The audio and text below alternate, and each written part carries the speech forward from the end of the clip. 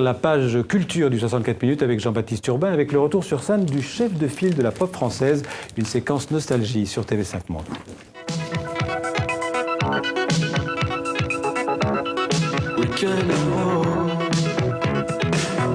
Tous les 200 personnes, Florence, Milan, s'il y a le temps, week-end italien, en bagnole fortune, variette mélo, à la radio, week-end italien, Paris est sous la pluie. On a du temps, hein. Bonheur, soupir, chanson pour rire, chanson italien. Alors là, tous les amateurs ont reconnu Étienne Dao il y a quelques années.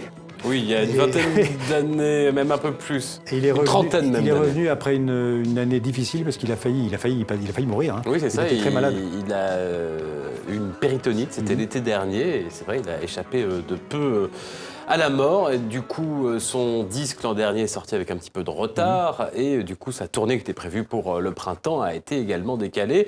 Ça y est, il revient d'abord à Paris avec un festival qui s'appelle Days Off. Il sera à l'affiche la semaine prochaine avec toute la jeune scène pop française qui lui rendra un grand hommage. Et puis dès ce soir avec ses plus grands tubes, on vient d'en entendre un que vous connaissez, Xavier, Week-end à Rome. En voici un autre. Je pense que vous connaissez ou reconnaissez. On va voir.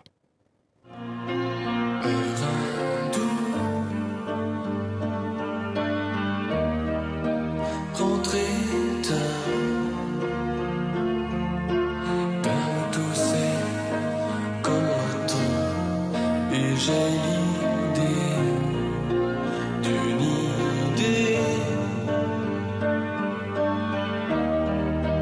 dans les airs et décoller de ce bitume et séparer à fond calme.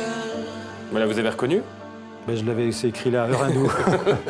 Heure hindoue, un autre des grands tubes de Dao qui chantera dans sa tournée qui va passer partout en Europe. C'est pas que français, en France certes, notamment à l'Olympia cet automne, mais aussi en Belgique, à Liège et Bruxelles, à Londres et puis en Suisse, à Morges et même à Montreux dès le 14 juillet, dans une grosse semaine donc.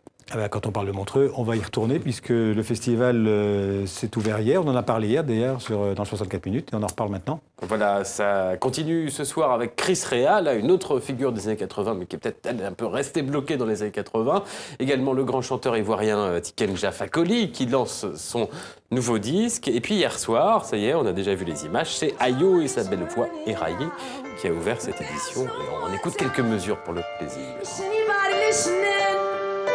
The city's on fire, the town is burning down, but there's no water,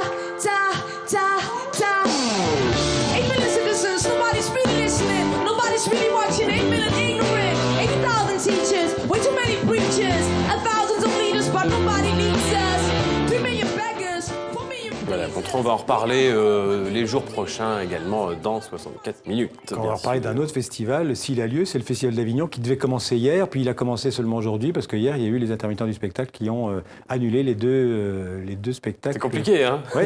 Il devait ouvrir en effet lui aussi hier soir. Enfin ça y est là. Annulé à cause de la grève des intermittents qui ont défilé dans les rues un peu pluvieuses d'Avignon. Et donc normalement, si tout va bien, ça ouvre ce soir avec une pièce mythique de Kleist, le prince de Hombourg, dans la cour d'honneur. Une pièce qui a été remise au goût du jour dans les années 50 par Jean Vilar et son TNP et Gérard Philippe. Là, on voit quelques images des répétitions publiques. Et puis, si vous nous regardez dans un pays qui reçoit notre chaîne amie France 2, normalement, si le spectacle a lieu ce soir, vous pourrez le voir ce soir sur France 2 aux alentours de minuit.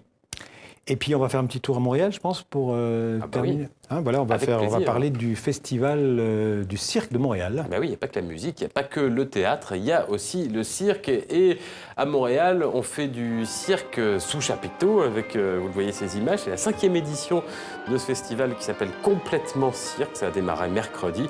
Ça se passe dans le quartier latin et c'est jusqu'au 13 juillet avec des spectacles donc sous chapiteau, mais d'autres qui sont en plein air et en extérieur. On se quitte donc sur ces quelques images.